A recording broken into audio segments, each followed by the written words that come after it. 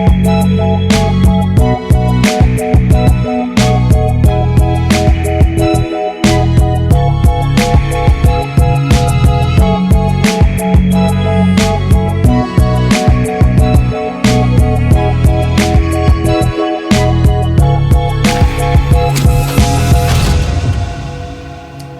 teman-teman, welcome back to Ngobrol AA, Ngobrol Ayah dan anak. Oke, semoga teman-teman di rumah atau yang dimanapun tetap dengan keadaan yang sehat walafiat. Karena sekarang cuaca juga lagi hujan terus, jelek banget, humidnya juga tinggi.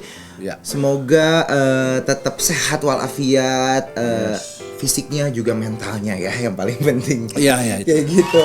Nah, dua-duanya lah pokoknya. Itu karena sekarang fisiknya siap tapi mentalnya memble juga nggak bisa, teman-teman. Semuanya harus balance gitu ya, harus ada keteraturan. Tapi jangan kecapean juga. Nah itu dia, jangan lupa untuk mengkonsumsi vitamin-vitamin yang sudah dianjurkan, yang juga cocok di badan kamu. Kayak gitu. Pokoknya harus sesuai aturan, jangan break the rules gitu. Karena itu topik malam kita ya. Oke. Yaitu adalah keteraturan yang juga break the rules. Nih, ngomongin tentang keadaan sekarang. Dengan informasi yang cepat, udah ada sosial media, crook brain mudah terpengaruh, dan sebagai manusia ini mudah percaya. Kalau misalnya kamu belum tahu crook brain, bisa nonton beberapa episode kita sebelumnya. Kita ngebahas tentang crook brain. Banyak nih yang percaya walaupun kurang validasi di media sosial. Di beberapa tempat kerja juga contohnya ya, sudah pasti ada aturan masing-masing dong ya. Tapi kadang nih manusia hidup untuk menyalahi aturan dalam hal positif. Misal nih ya, membela hak orang banyak yang tidak sesuai dengan kewajiban untuk berani berkembang atau menjadi pemberontak sekaligus. Nah, Uta penasaran sih, apakah di dunia arsitek Focusly selalu memiliki aturan dalam pembangunan? Karena kalau misalnya POV-nya aku di musik nih ya, kadang ngutamainnya tuh rasa dulu nih. Aku harus kayak rasanya seperti apa ya, lagunya mau sedih kah, aku mau nyampeinnya seperti apa, daripada keteraturan bermusik itu sendiri. Paling kan kalau misalnya kunci udah tau lah kuncinya seperti apa gitu. Gimana nih kalau di arsitek sendiri, apakah ada bangunan tuh harus gini dulu, apakah strukturnya harus kuat dulu gitu, atau harus gimana nih? Aturan dasar lah. Aturan dasarnya, apakah tetap harus ada keteraturannya? Kita tidak boleh break the rules, atau sekarang kan lagi brutalism tuh lagi hits nih ya gitu kan dalam desain gitu. Gini. Manusia itu ya, dia selalu sangat tergantung oleh 3T. Kita dulu udah ngobrol di 3T nih ya. 3T itu tradisi, tempo, dan tempat ya. Tempo itu waktu ya. Nah, manusianya mungkin nggak berubah ya, walaupun tentu dia berubah ya, dia dari kecil lalu jadi besar, dia berubah pasti. Tapi relatif dia tetap menjadi dirinya sendiri. Nah, 3T-nya berubah, tradisi berubah, pasti kan. Kalau tradisi berubah, lalu kemudian tempo atau waktunya atau bagaimana cara dia melihat tradisi berubah. Tempat juga berubah. Nah, kita sekarang ambil sederhana tadi ini kan, tadi Puce bilang tentang sosial media yang berubah sekali. Kita bagi dua, kita kasih garis tengah, sebelah sini sebelum sosial media, sebelah sini sesudah sosial media. Lalu supaya adil, kita lihat positif negatif, kita lihat positif negatif pada dua-duanya. Kita mulai dari yang sekarang. Yang sekarang. Mungkin Puce nggak tahu yang zaman dulu kan, tapi kalau orang yang mengalami zaman dulu dan zaman sekarang, dia merasakan benar. Mari kita lihat sekarang yang sosial media, yang sekarang yang gara-gara sosial media. Sosial media itu sebuah teknologi yang hebat sekali sehingga dia bisa menghubungkan dengan cepat ya. Prinsipnya itu kan, menyebarnya dengan cepat, viral, itu mudah. Sampai hal-hal yang pribadi kita dengan mudahnya dimasuki oleh media karena kita membukanya. Jadi kalau kita nggak mau membuka nggak bisa. Tapi karena kita membuka itu, gawai kita, handphone kita buka, lalu kita yang mengundang media sebenarnya. Ya. Nah, apakah itu negatif atau apakah itu positif? Mari kita lihat. Kalau kita bisa berhubungan dengan orang secara cepat dalam waktu yang singkat dan orangnya jumlahnya banyak tanpa usaha yang kuat gitu ya, itu kan positif kan? Sebenarnya positif kan, walaupun tentu ada sisi negatifnya. Tapi positif yang di sini zaman dulu itu sebenarnya kekurangan zaman dulu. Atau dia negatifnya zaman dulu. Mari kita lihat. Zaman dulu, ayah mau ngirim surat ke Sugih. Bikin tulis surat. Tempelin perangko. Kirim ke kantor pos. Kantor pos kirim lagi ke kantor pos yang di kotanya Sugih. Lalu dibanding, lalu Sugih jawab. It takes maybe 1 month. Kalau kita ingin berkabar. Negatif kan, ya kan? Di sini positif. Jadi positif yang ada sekarang ini sebenarnya memperbaiki negatif yang dulu. Gitu. Tapi jangan lupa nih tapinya ya. Positifnya zaman dulu. Positif zaman dulu itu karena kesulitan hal seperti itu. Lalu dia kreatifnya muncul. Saya bergerak. Saya ingin bertemu langsung. Walaupun butuh waktu tadi ya. Tapi usaha itu ada, karena susah jadi usaha itu muncul. Manusia dipaksa untuk berusaha karena infrastrukturnya atau sesuatu teknologinya masih rendah. Oke ya? Ya. Positif zaman dulu itu sekarang justru menjadi negatif. Apa itu? Saking gampangnya males dah gua. Iya benar. Kreativitas gua hilang dah. Karena apa? Nodong gampang. Ngambil punya orang gampang, kreativitas gue hilang.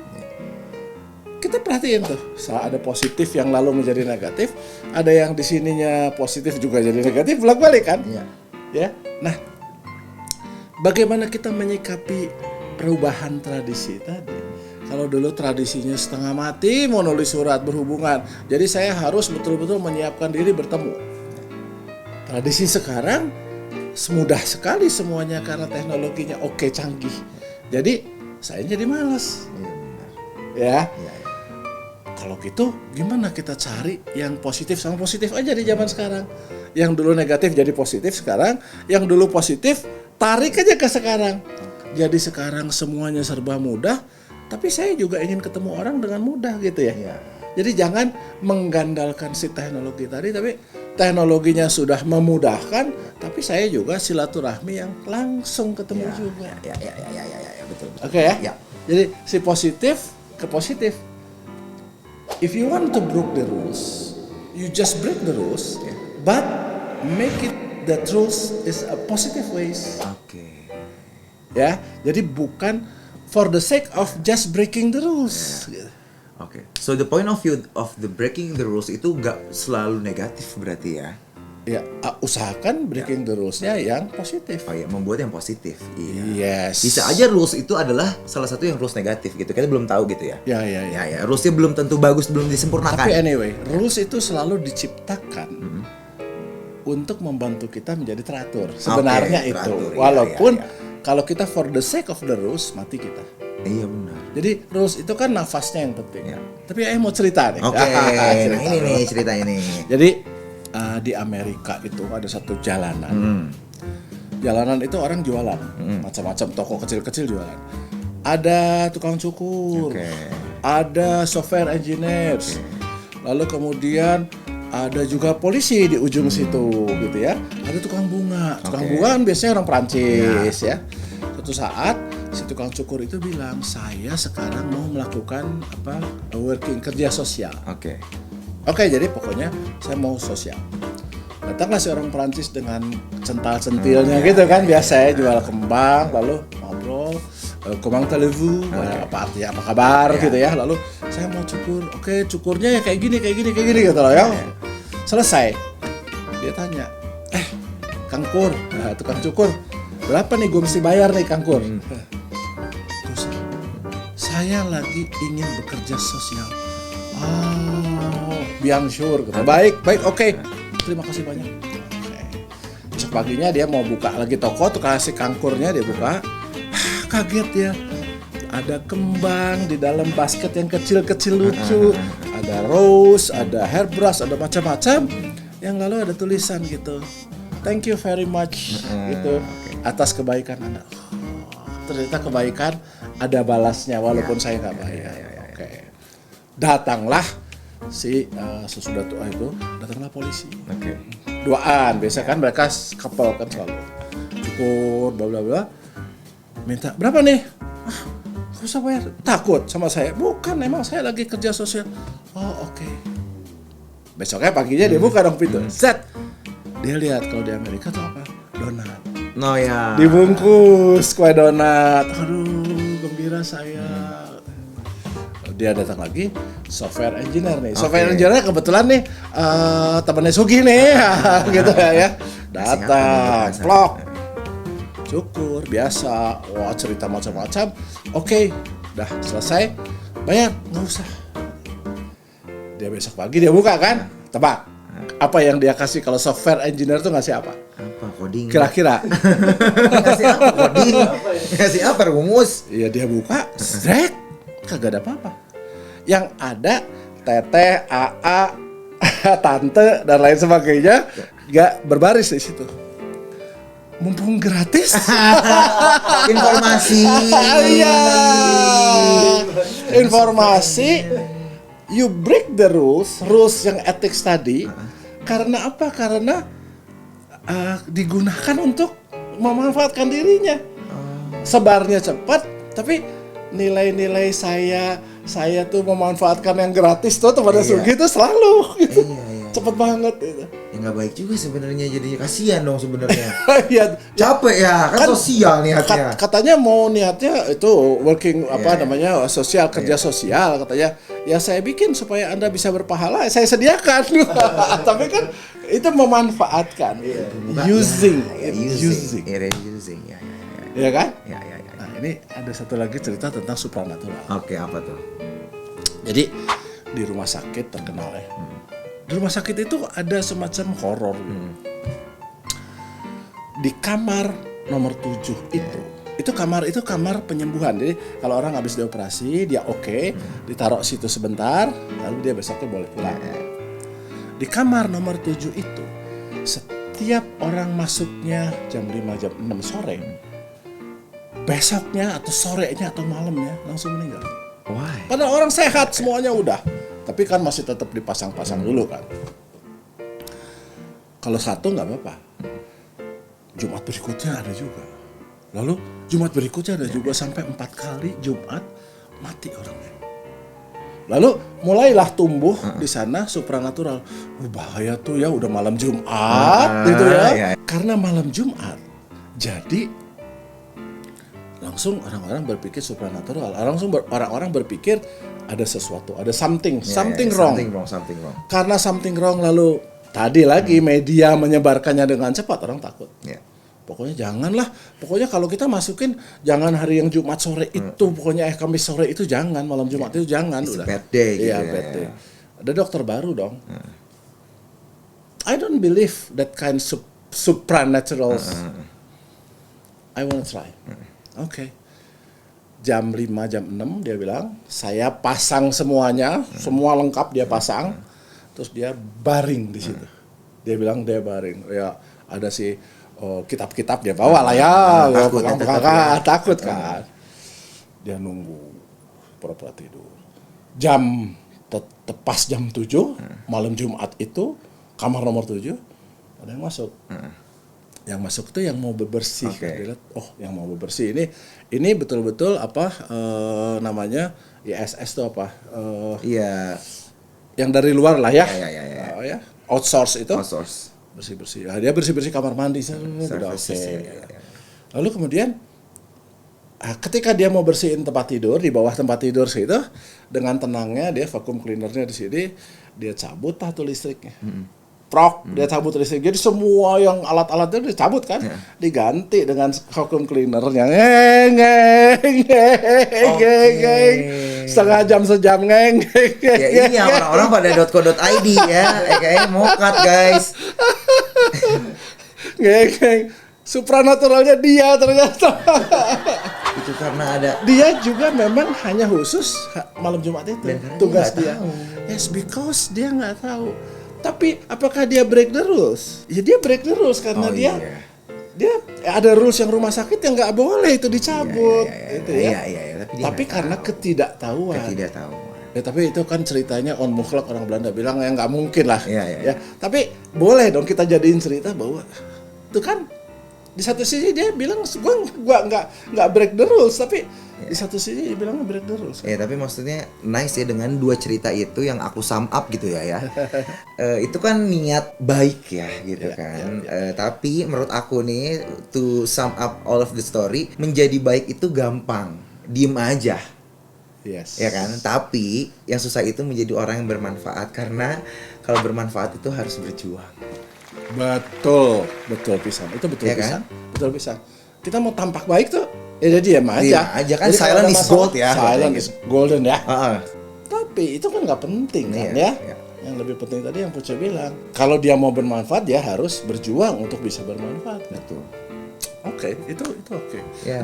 Ada satu lagi nih sebelum tapi ayah mau minta Puce nyanyi Boleh. dulu. Nyanyi dulu sebentar Boleh.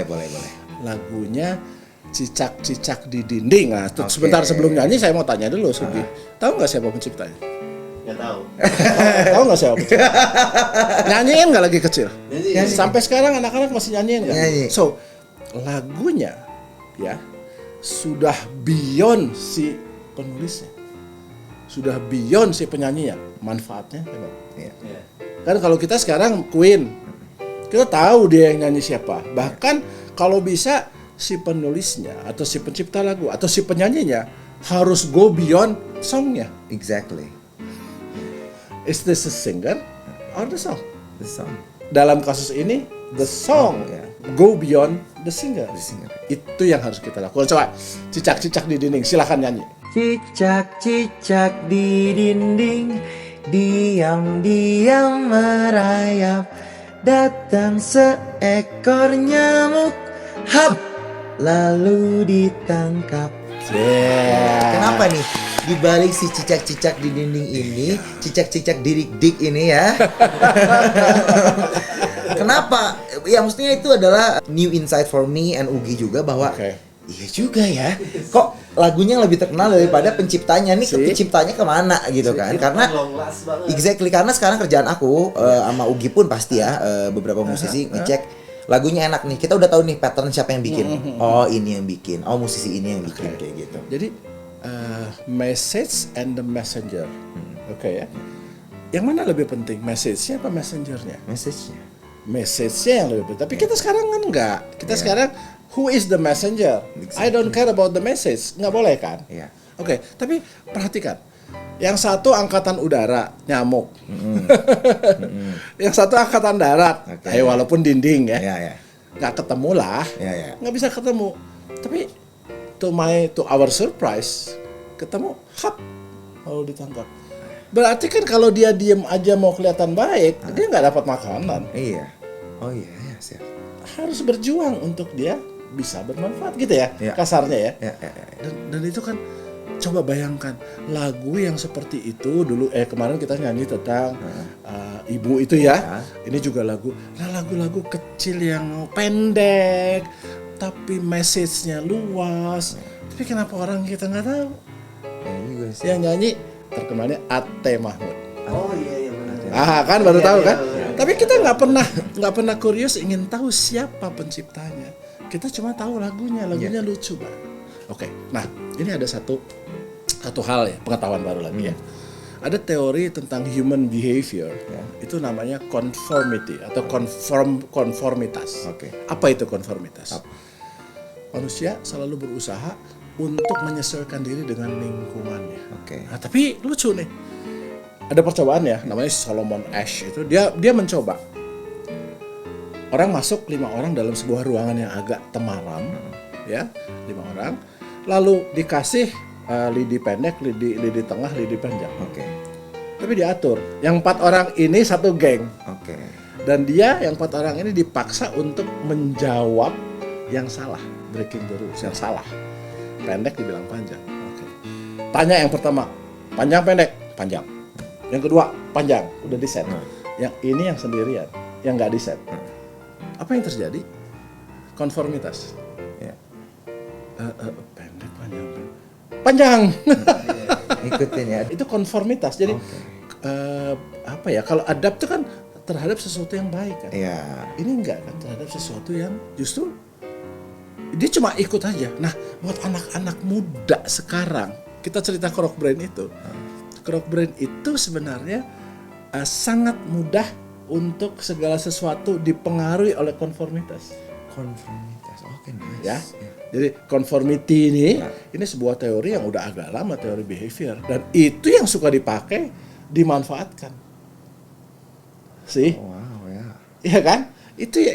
Jadi kadang-kadang kita ngobrol gini dikasih yang salah, lalu akhirnya ketidakbenaran menjadi kebenaran. Iya. Nah, gimana caranya sekarang untuk kita terhindar dari konformitas? How? Caranya ada 3. Apa? Kita selalu bertanya, why? Kenapa saya harus ikut? What is the essence of these issues? Oh, ternyata isunya mau pengen nyoba gua ya? Ya. Kalau gitu how? Gimana caranya supaya saya tidak ikut isu itu? Jadi kalau kita selalu mengajukan why, what, how, kita bakal aman. Artinya tadi yang Fuce bilang, validasi gitu ya? Nah, gimana caranya lagi yang paling aman? Yang Fuce bilang pertama tadi, manfaat. Usahakanlah semua itu asasnya manfaat. Ini contoh sederhana, dia penyanyi ya. Menyanyilah, membuat lagulah dengan tujuan saya ingin membuat manfaat, menghibur dan lain sebagainya bagi manusia dan bagi lingkungan alam. Bukannya memanfaatkan manusia dan lingkungan alam untuk saya. Wow. Ya, jadi memberi manfaat dengan memanfaatkan itu agak berbeda. Yang paling bagus adalah kita memberi manfaat. Memberi manfaat ke orang. Jangan memanfaatkan. Betul sekali. Wow, oke, nice. Itu teman-teman salah satu bahasan ringan tapi daging semua isinya ya. Kalau misalnya kamu punya topik yang seru untuk diobrolin sama kita berdua untuk ngobrol ayah dan anak ini, boleh banget komen di bawah. Semoga balik lagi video ini bermanfaat. Kalau bermanfaat boleh di-share ke teman-teman, ke keluarga, atau ke siapapun yang kamu sayangi atau kamu suka, atau kamu nih lihat deh, ini ilmu baru, tontonan kayak gitu. Misalnya sharing manfaat yang oke, monggo gitu. Terima kasih sudah menonton juga ya. Yes. Kalau kayak gitu teman-teman, ketemu di next episode Ngobrol AA. Yes. See you next time. See you next time. Bye.